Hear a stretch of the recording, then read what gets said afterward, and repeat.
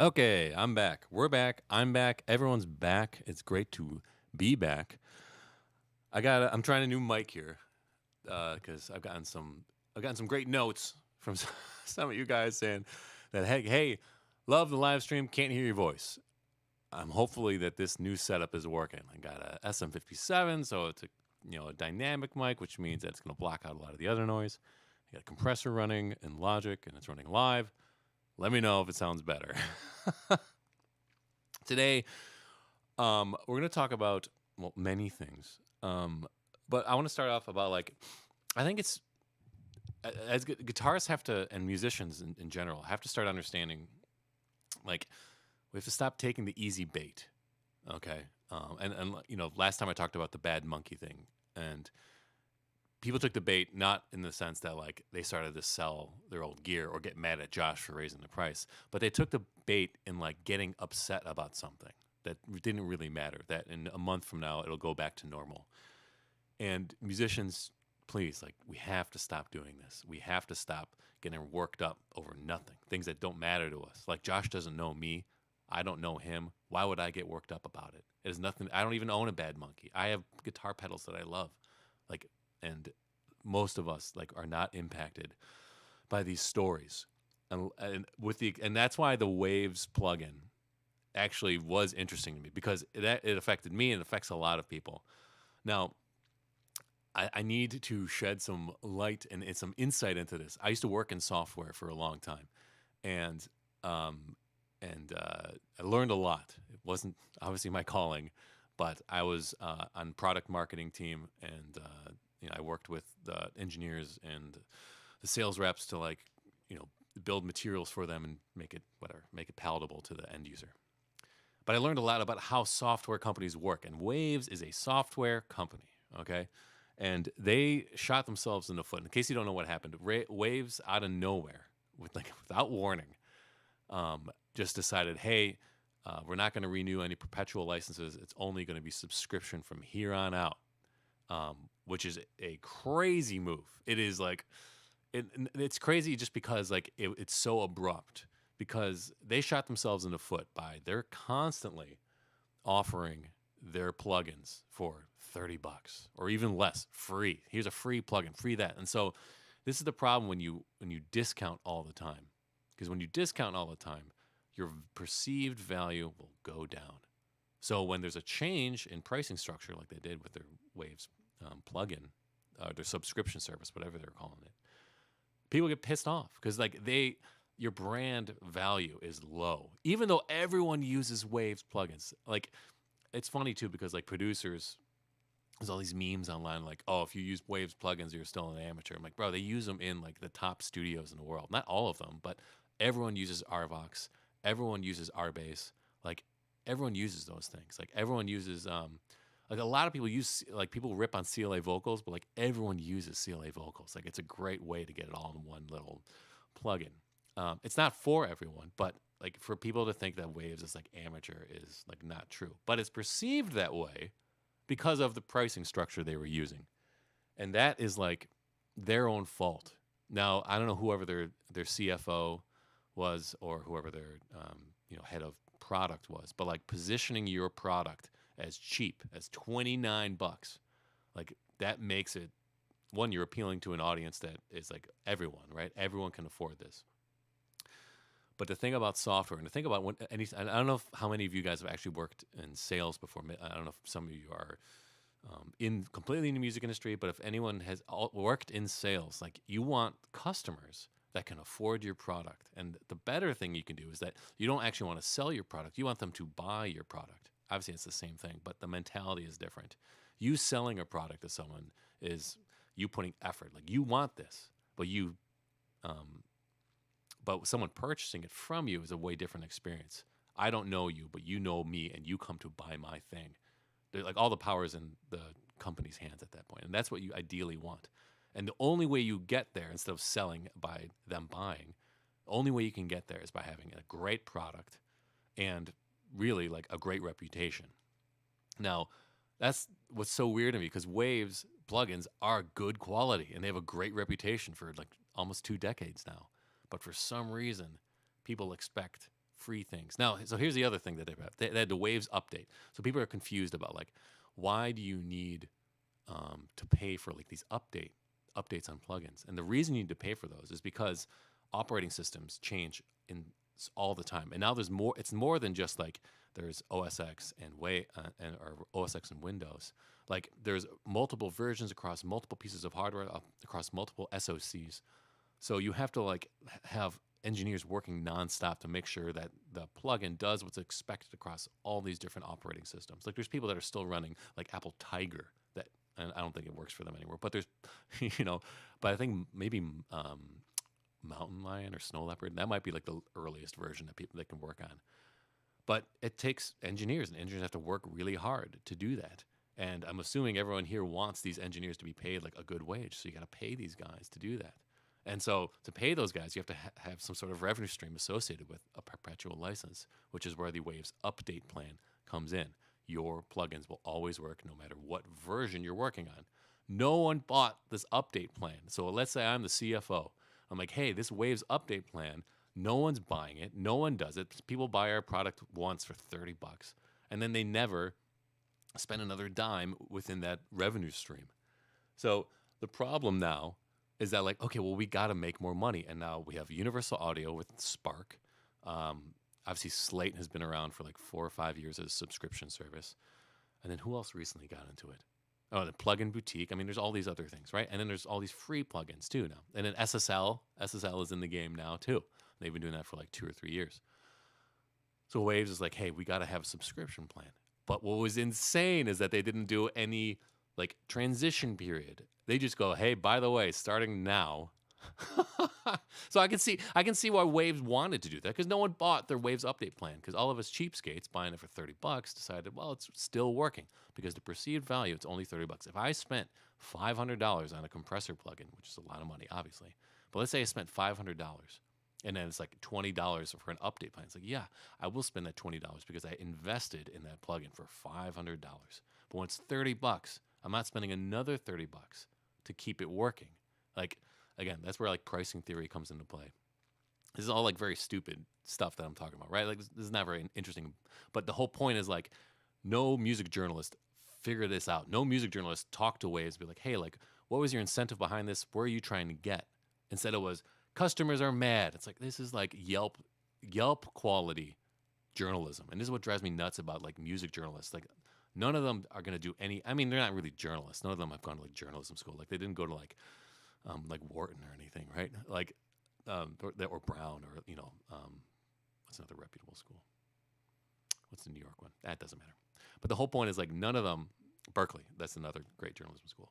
Like none of them have like gone to journal. They're just like digital editors, right? And they're really just like click farming. They're looking at SEO trends and they're trying to get in on that. But no one's like going like talking to like with the Waves. Like if I was a music journalist, I would be like, I want to sit down with the Waves CTO or CFO or someone who's like in charge of this move. Tell me what you're trying to do. Because here's the thing, as angry as everyone was, we still want Waves plugins to work. We still want to use them. So like as angry as we are, we still need to work and get along with them, right? It's like if they're part of your workflow in your business, you want it to work, right? You've invested money into that. So get the CTO, get the CFO on there, put them in the hot seat. Like, what did you do? Why are you trying to do that? Tell me what your end game is here. And then customers can see that interview and make a decision for themselves. Okay, is this a company I still trust? Now, they backtracked, and now they're back to square one, where they're offering plugins for $30 again. And they're, what are they doing now? And they have a subscription plan as well, have access to every plugin. Now, that's really what they should have done. They should have said like, hey, like we're not going to be discounting anymore for future sales. You will still have access to your old ones, and you will still have access to Waves update plan. However, if you want access to all of them, they're going to be on a Waves subscription plan. Like that would have been an easy, like I would have been like, yeah, that makes sense. Like we can't afford to give the farm away and all these plugins that we put research and development into. So they're never going to go on sale again. And but if you want them, you can get them in the subscription. Everyone gets it. It's like, cool. Like I'm not missing out on anything. All my old plugins work. And if I want to like get back into the Waves ecosystem, like I can do this subscription plan if I want. Anyway, that's how I uh, that's like that's what they should have done, and it's so weird to me that they made that big of a fumble because it wasn't necessarily. I understood where they were coming from. I understood why they were doing it, but they didn't tell anyone why. Like that's, and this is just like in business in general. If any of you are young and you're starting out in business and you're starting out, please never keep your customers in the dark, right? Always, even if you're waiting tables. So I used to wait tables for like, was it 10 years almost, right? I was like waiting tables. And I mean, I worked in hospitality, everything from busboy all the way to manager, right? Like, never leave a table wondering what you're doing if you're a waiter, if they're your customer. Never. If you're a host, just don't let someone stand at the door for longer than 5 seconds. Like, this is the key to sales and sales engagement. This is really the key to just interacting with people. Don't let them wonder what's happening. Have they forgotten about me? It's like the worst. It's the worst feeling in the world. It doesn't matter what you do on the back end because they will always remember I stood around for 10 minutes waiting for someone to come get me. Even if you have impeccable 5-star dining after that, they will still remember that first experience. That's why first impressions are so important. That's why I always like growing up, it's like first impressions are important. People are like, nah, I can work it back. It's like, no, but they actually are important. In business, they are important when you have a choice. Now, it might not be as important when you have like multiple at bats, right? If you're dating a girl, you have a bad first date, maybe you can get another date out of it and make up for it. And then it'll be funny. You'll look back and laugh on it, but not all the time. But in business, when you have multiple competitors, you cannot afford to have a bad first impression, especially in the hospitality industry. Um, now, here's what I don't like what a lot of musicians are doing. Like they're making it a personal crusade to go against waves. I'm like, okay, hold on, dude. Like, I get that you're upset, but they realize they made a mistake.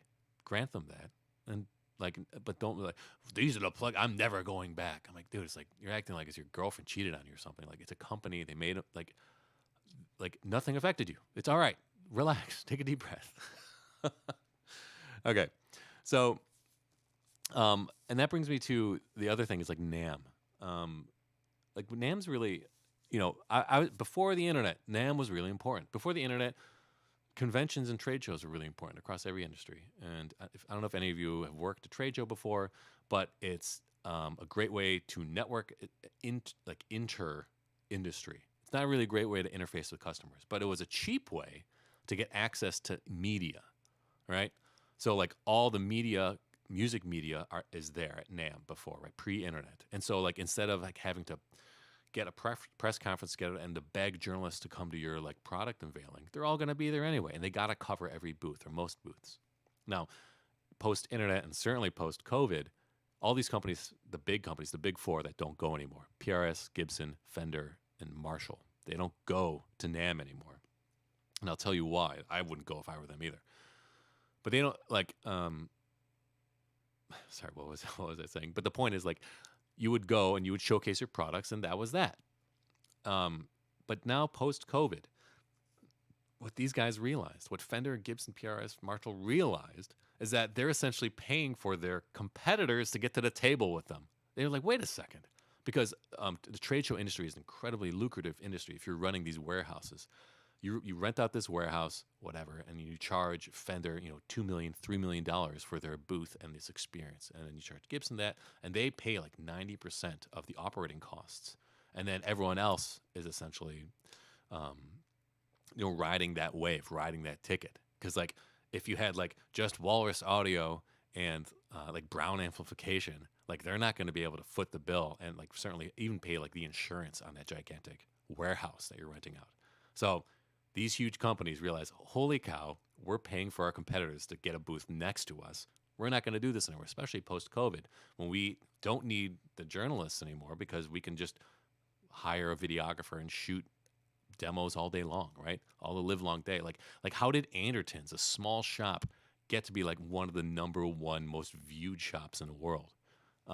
Like that, like all through just YouTube. I mean, Rob Chapper is really, if you think about it, but YouTube is like the way that brought them into prominence. Like they're a worldwide known retail store now, which is like what every retail shop owner dreams of. But it's not, I don't know. NAMM is like not important anymore, right? Why I guess like if I was a small business, why would I need NAMM? It's so expensive to rent a booth, like $13,000, $15,000. I mean, it's like, and that doesn't cover travel.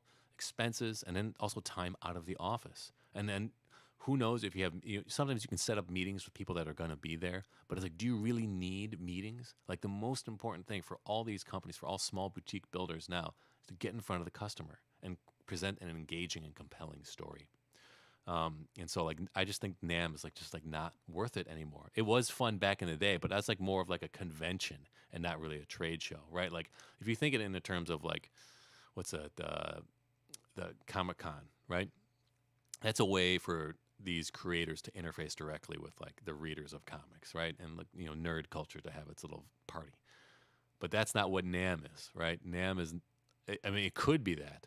It's a trade show, but really it should be a convention, and they should change their pricing structure. And then, but Fender and Gibson, and there's this article that came out. The whole reason I thought about this, the article came out where Fender's saying, like, yeah, we're never going back. Like, and of course, I wouldn't go back either if I was them. Like, it's pointless to go back.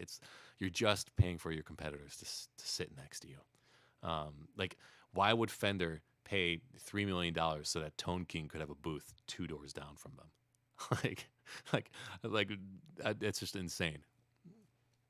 Okay, so let's talk about this guitarist that you guys need to know. This guy, I saw him.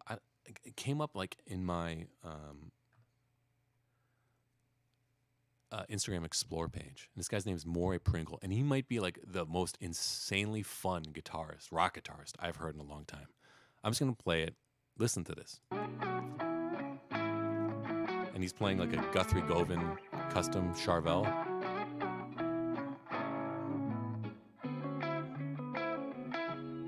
So kind of a mellow intro. He's playing a blues breaker. Wait for it to drop. It's just unbelievable.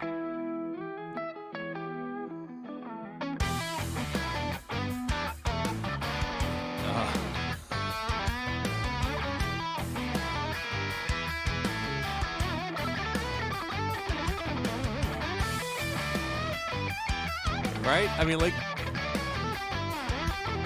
really fun and like playful rock and roll.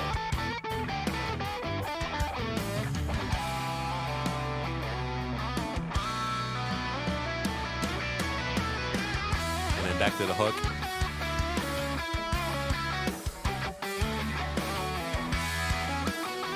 I mean, this is like a workout jam all day for me.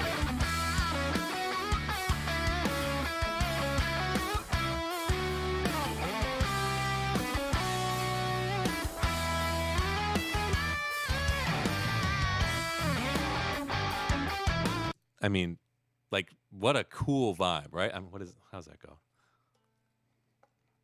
Let me get my guitar going here. Let's figure out how to play that, right? Do, do, do, do.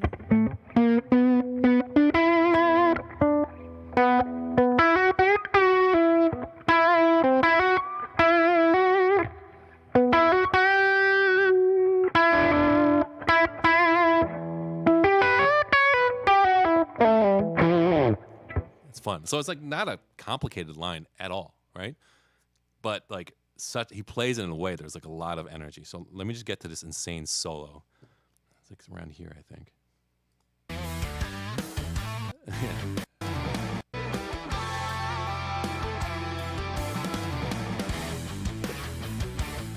Like this groove, bro. Woo!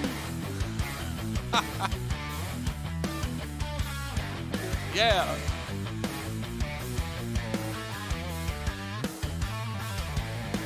The bass line's doubling it.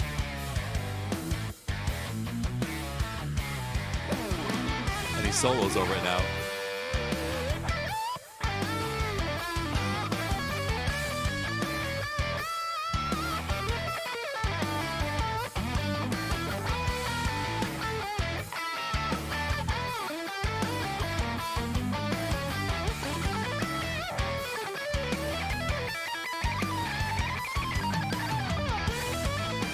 Like, and then he goes to a more legato, triplets, back to 16ths.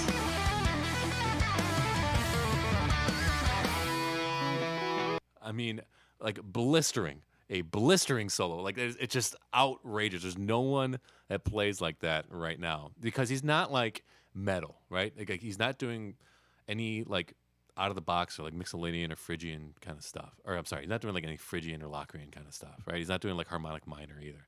It's like all like the blues scale. That's it. That's what's so crazy. It's like it's never like angry rock. It's like playful melodic lines that are like kind of like Van Halen, but not. I mean, I don't know. There's nothing like that at all. So this guy's named Moray Pringle.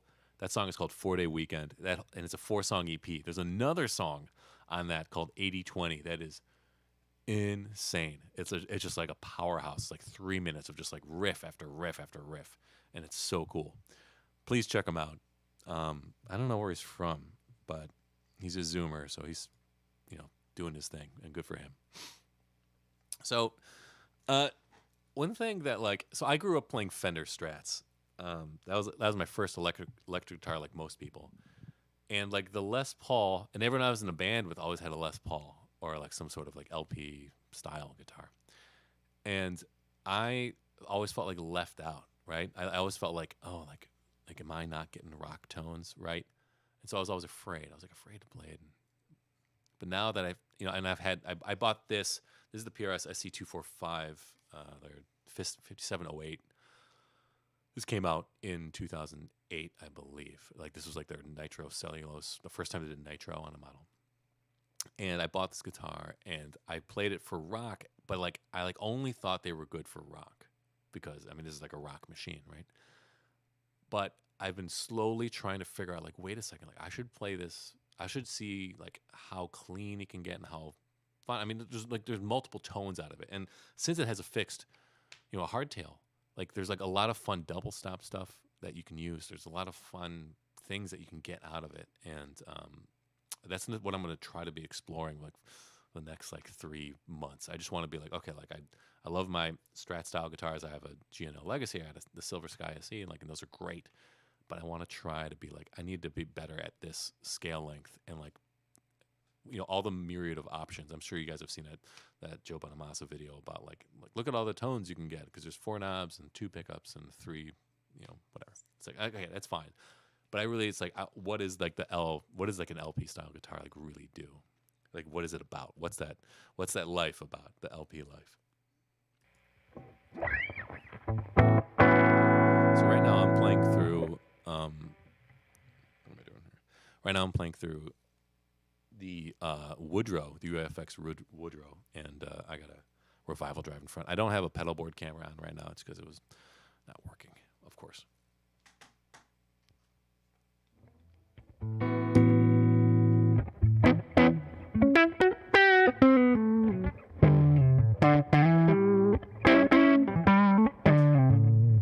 So one thing that a lot of people have been asking me for guitar lessons lately, and I've never given.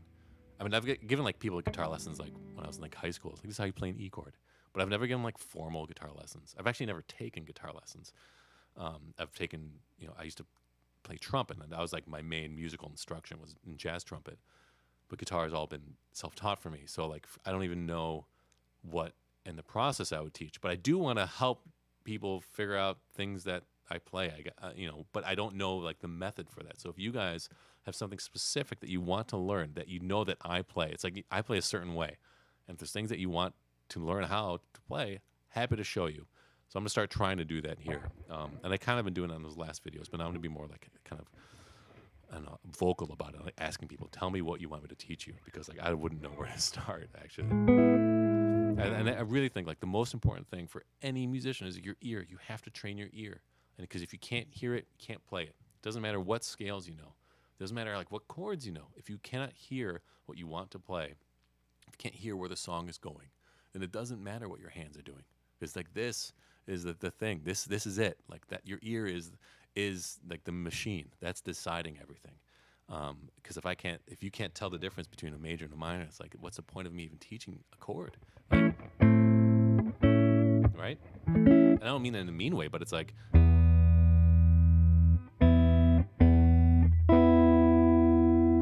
I don't mean in a mean way, but it's like if you don't know that, it's like I don't like.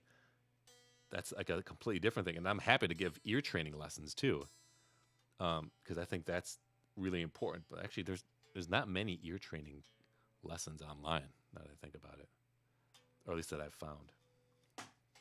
Maybe that's something I should do.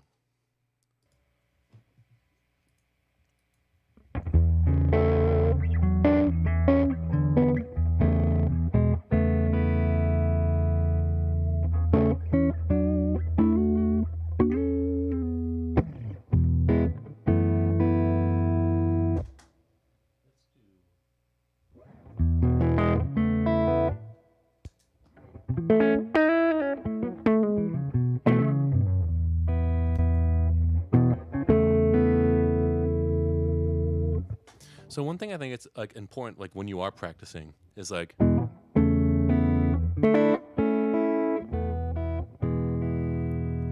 thing I wish I did more of was like pedaling a note. So a pedal, it refers to like when you're in a piano and you hold a pedal down, you know, the sustain pedal, and it rings, right, and it stays open. And I think that's something that like, if you don't have an accompaniment, and usually you don't have an accompaniment when you're practicing, right? It's not like there's a bass player like standing there being like, "What do you want to play?"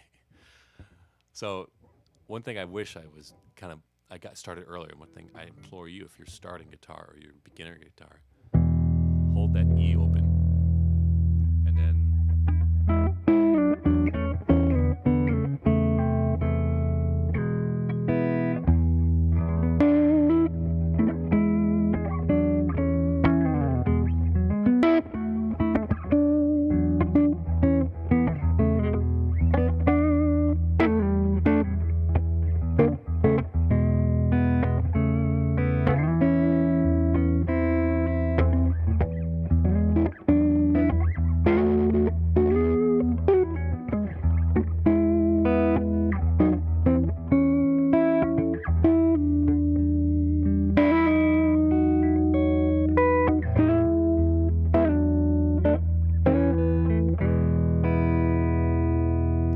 right, and like having that E under there makes it feel a little bit less, like as nerve-wracking. It feels like there's something else there helping you play and helping you write and helping you kind of like come up with lines. You know, I was watching something. What? Oh God, I gotta. There's this. I found this YouTube account. He only has like 900 followers, and it's so good. And he had this great video on Tom Bukovac's rhythm guitar, which is like, to me, like really top tier rhythm guitar stuff. And it was interesting because he was only like using like two strings like the whole time. So I think it was, let's just do it in key of G, right? And it was something just like G, D, C, right? And that's like a good thing to like practice doing, right? Just like take a simple chord progression.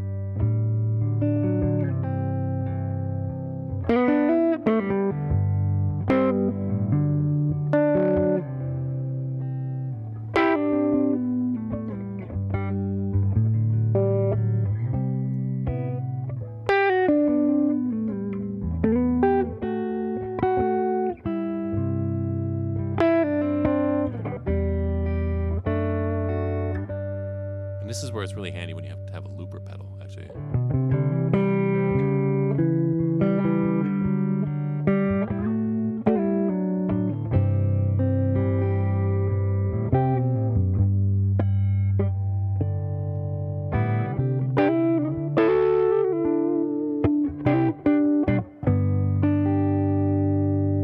So actually, let's do a looper pedal. I'll show you.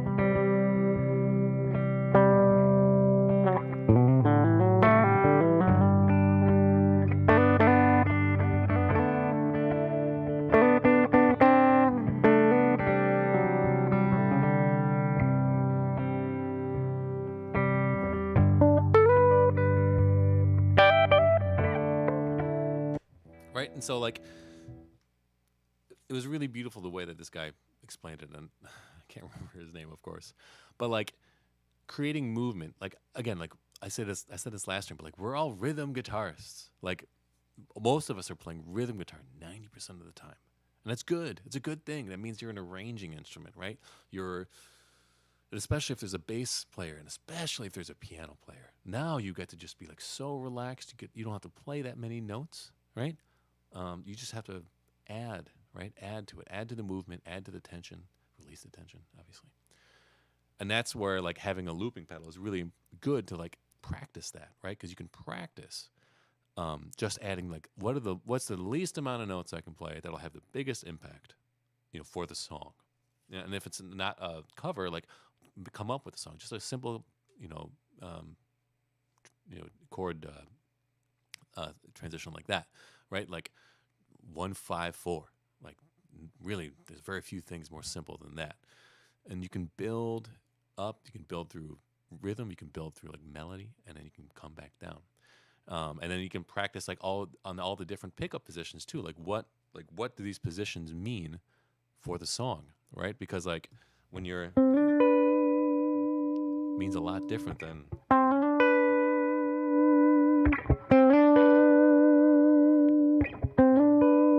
like it'll make you play just a little bit different.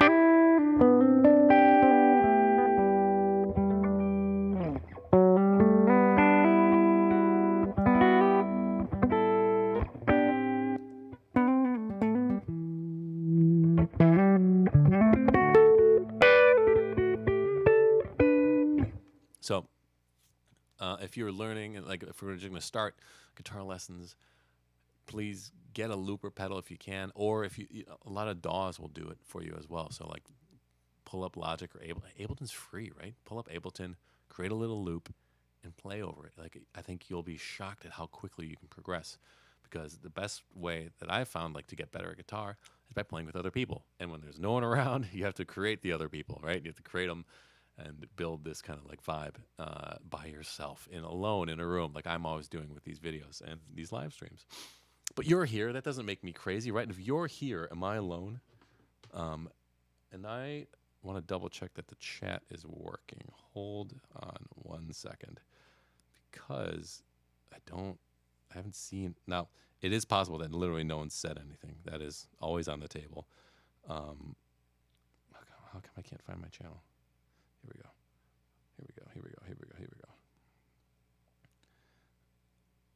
Yeah, just literally no one said anything. Okay, and that's totally cool. No one has to say anything. You're not bound by law. It's like weird with like live streaming too, because you want to provide value, and I'm trying to figure out like how should I be like enjoy talking about like music industry stuff, but if you guys like don't want to hear about that, totally fine. Eventually I'd love to get guests on here,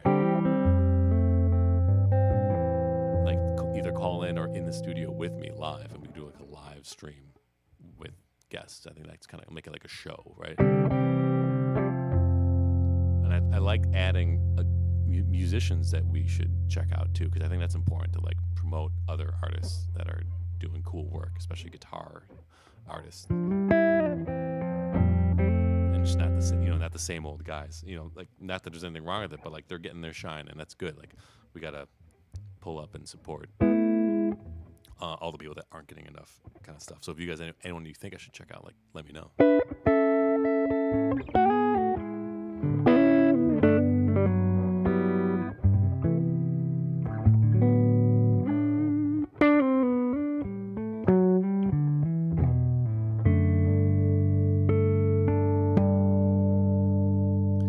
I do like LP style guitars. I just spent the first 15 years of my life only playing Strats.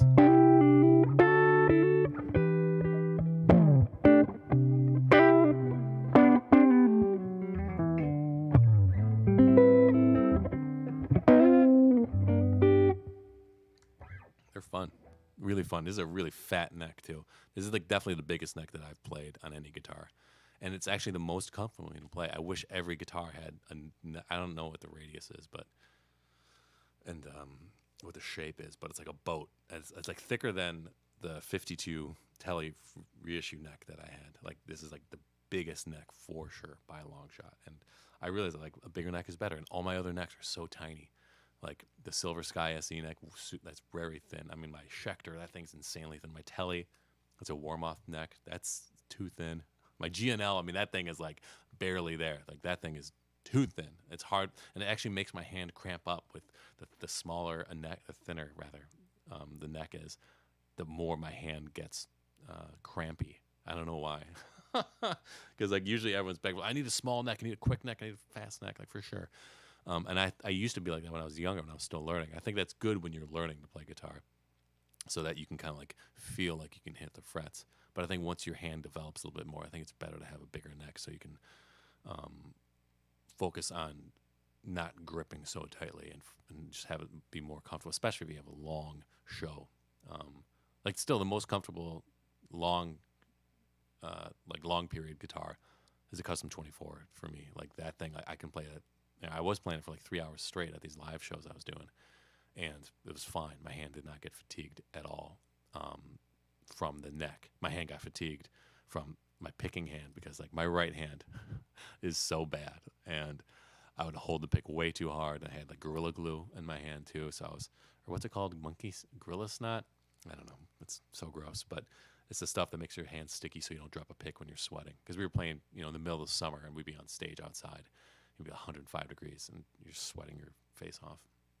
And I was dropping picks in the middle of like Sweet Child of Mine, which is terrible. Like that was like, I think that was, I had this reel come out. So I don't know if you guys saw it, but I did that video with my buddy Clay, who's a guitarist, a PRS artist, and he's a guitarist here, and he was telling me about the worst note he ever played, and it was this At Last, you know, Etta James, and he played a half step off what it was, and it's so funny. If you see that video or that reel, watch it. Like I still laugh when I watch it because it's so bad. But one of the worst music performances I had was when I was playing with this band, and Sweet Child of Mine came on, and I hit. It was like a triple whammy of like terrible things. So let me get a pick to show. I was playing one of these too, one of these 1 millimeter picks. So I'm playing. Oh, is this in the way? Is it going to focus on me? Hello? No, it's not. Okay. I gotta fix that guitar. So I was playing like, you know, oh wait, how do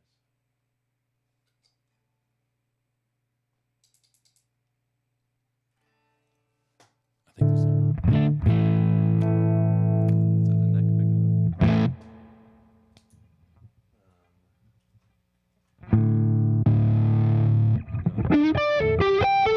a neck pickup? How do wait?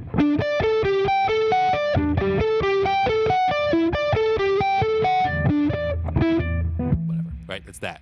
And it's annoying, and it's not hard to play, but it's like, this was like halfway through the set, so we've been playing for like an hour already. My hands are sweaty, and I hit it, and my pick goes flying off my hand. And this is before I was using Gorilla Snot. And then as my hand went down, I hit the volume knob on my guitar, so I turned down the volume. And so I have no pick. Like I'm at like half volume, so like the tone is like it's like that, and I'm like flustered because I dropped my pick, and like the band looks at me like, "What are you doing?" And I'm like, and I turned it around. I grabbed a pick from the, and this is before the drums come in too. So it's like just like, you know, reminding me of like Guitar Hero, and I'm really bad at that game, but it reminded me of like when you're playing it wrong in Guitar Hero and people start going boo. I mean, the crowd got so quiet too. I was like, oh my god, one of the worst. I still think about that night. I just remember seeing the pick going like flying through the air, and I'm like, no. And then a hand hits the volume knob. I'm like, oh my god. And we were playing wireless too, so you know, with a wireless, Shure wireless into like a XFX too, and you know, when the volume goes down, it loses some signal. When it's like you really can't play with the volume knob that much when you're doing wireless, because I don't know what the threshold was for this thing, but like it really didn't like when I turned down the volume. And so I'm like losing the signal. I mean, it was just like the worst. It was the most uncomfortable I've been on stage in a long time. I still remember. It still makes me embarrassed to think about it. Okay, let's see if I can play it real quick.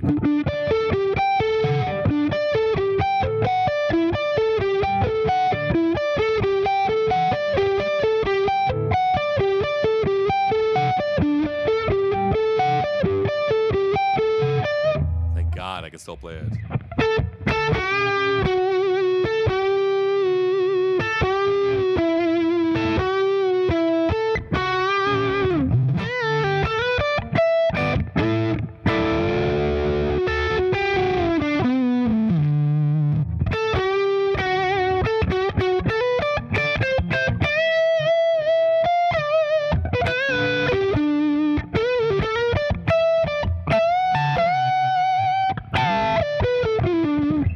Yeah, I still remember it. Right on. Anyway, so like once the drums come in, it's fine. But like I remember just being like, God, that's so. And the click blaring in my in ears, like click, kick, kick, kick. Oh, memories. You guys having any of those things where it's just like this is the worst point of any live show I've ever had? There was, I mean, like I can go on. Every musician can go on and on about it. It's so funny too because we've all been there. But when you pull out of it, it's a huge relief. It's a huge, and especially when the crowd is excited that you get it back. Because they were like, when I got it back, the crowd was like, yeah, and I'm like, because you got to play into it. You got to lean into moments like that in your life when it's like things are falling apart. You can't run away. You got to take it. Be like, okay, I'm in the dirt right now. I'm playing in the mud. I got to get out, and I got to be excited, and I got to have pizzazz, right? I mean, it's showman, like showbiz. Like you got to keep the show going. You can't let it stop. Anyway, so that's the show for today. I will see you guys next week. I got some great videos coming out on the Woodrow and on actually. I checked out some Quilter amps the other day. So good. And I checked out the new Gretsch Duo Jet solid body.